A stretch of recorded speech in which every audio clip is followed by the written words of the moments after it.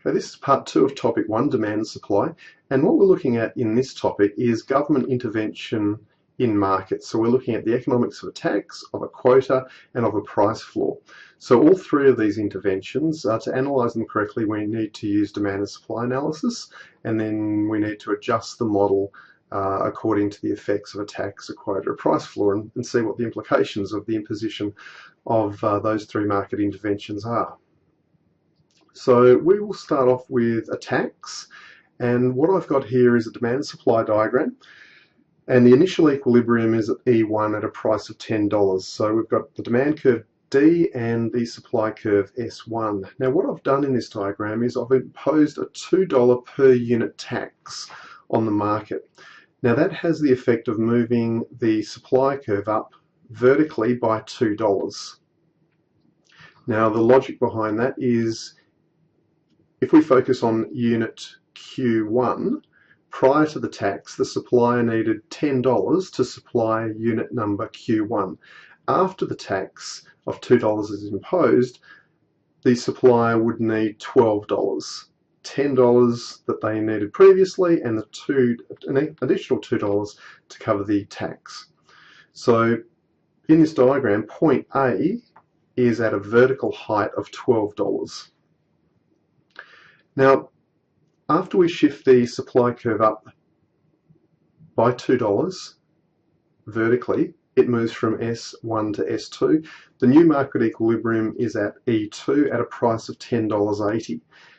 Now you can see just from the diagram, what happens or what doesn't happen is the price doesn't go from $10 up to $12 after the $2 tax is imposed. The price actually goes up by only 80 cents. And that is just the way the market operates. The interaction of demand and supply gives us that result. So consumers will hand over $10.80 to producers, and the producers will take that $10.80 and they will have to pay the $2 tax to the government.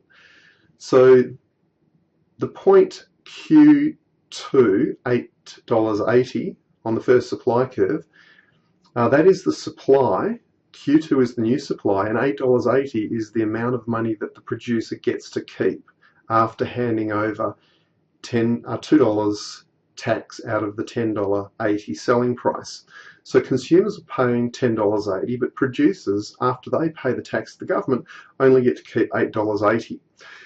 So once we appreciate the difference between what consumers pay and what producers actually get to keep in terms of revenue, we're ready to start looking at the burden of the tax, i.e. who pays the tax.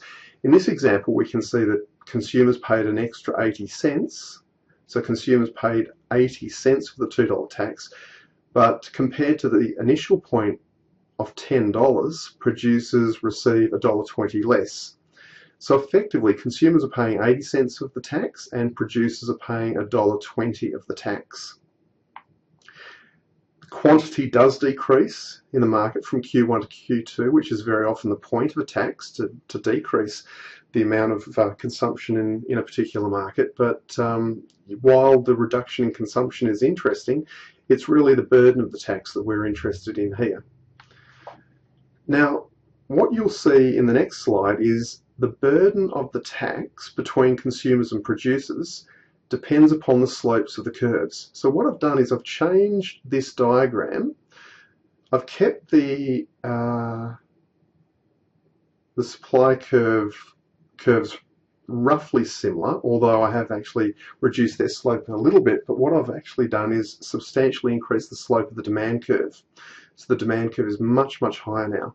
So when the same $2 tax is imposed, you can see that the price that consumers actually pay in the market increases from P1 up to PC, whereas the amount of money that producers get to keep falls from P1 down to PP.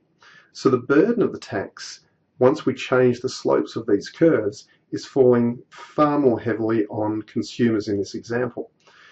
And while that makes sense graphically, let's think about it intuitively. We've now steepened the demand curve substantially, and consumers are paying most of the tax. So why would that be the case?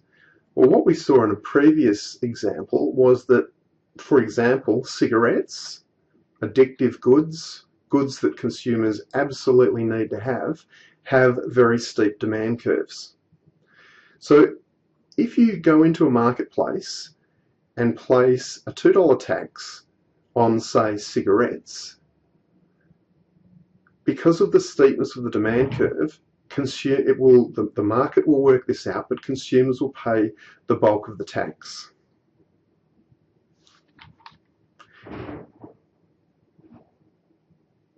What I want you to do in extending your understanding now of the economics of a tax example is perhaps draw a diagram where you've got a very flat or elastic demand curve and very steep supply curves. Shift the supply curve up by, say, $2 and see who pays most of the tax. The answer will be producers, but try to think intuitively about why it is producers would pay most of the tax when the supply curve is very inelastic and the demand curve is very elastic. If you go through that exercise, it certainly will help your understanding of these types of market interventions. So that's a tax, and pay particular attention to the slopes of the curves here because they will tell you who pays the burden of the tax. Next example of a market intervention is a quota. So this could be the market for a product which is actually resulting in pollution, and the government comes along and tells the market, no, you can't produce at Q1 anymore. You now have to produce an output level of Q2, no more than Q2. Now, if a quota of Q2 is introduced, the market can produce less than Q2, but it can't produce more. So the market is no longer free to be able to reach the natural equilibrium output level of Q1. So when a quota is imposed and output is restricted to the level Q2, the market price increases to P2. So the market actually moves from operating at point B to point A. Now, the next thing that we have to appreciate is that this type of intervention does affect the market. This type of intervention actually creates this area A, B, C, and this triangle is what we call in microeconomics a deadweight loss. And a deadweight loss generally occurs when the government or some other intervention in the marketplace occurs and the market is moved away from its natural equilibrium. If that occurs, then generally a deadweight loss will occur. And that's certainly what we've got here. This area A, B, C is a deadweight loss. So what is a deadweight loss? Well, it's actually a loss of consumer and producer surplus. Prior to the market intervention, what you can see is that this area below the demand curve but above the line P1, that was all consumer surplus. But now consumer surplus is restricted to the area below the demand curve but above the new price line of P2. So this top part of the larger triangle, the smaller triangle, this area here, that's actually lost consumer surplus. The same sort of logic leads us to conclude that this area, the bottom part of this larger triangle, ABC, that is lost producer surplus. So the deadweight loss is actually lost consumer and producer surpluses. Intuitively, however, what's occurring is the following. The government is intervening in this market. It's reducing the output level to Q2. Now let's ignore the fact that the government might have a good reason to do this. Let's just assume that this is a normal product, it's not creating any harm, it's not creating pollution or anything else, but the government just comes along and creates a quota. And it prevents the market getting to its efficient level of Q1. Now, intuitively, what is this deadweight loss? Well, what we saw previously is that for the units between Q2 and Q1, the points along the demand curve between A and B, those values along the demand curve are the willingness to pay of consumers to consume the units between Q2 and Q1. At the same time, along the supply curve are the production costs, the marginal production costs of the units between Q2 and Q1. So these areas along the supply curve between C and B, are the production costs. So what we've got here is a situation where consumers value the units between Q2 and Q1 at values along the demand curve A and B, but it only costs the points or the values along the supply curve between C and B only costs that amount of money to produce those units. So for the units Q2, Q1, consumers value those units at a higher rate than it costs to produce those units. But the problem is those units aren't produced, which in a way is crazy. Why wouldn't you produce units which have a cheaper cost of production than the value of the units themselves? And so that's intuitively what a deadweight loss is. You are not producing units for which the marginal production cost lies below the value of those units.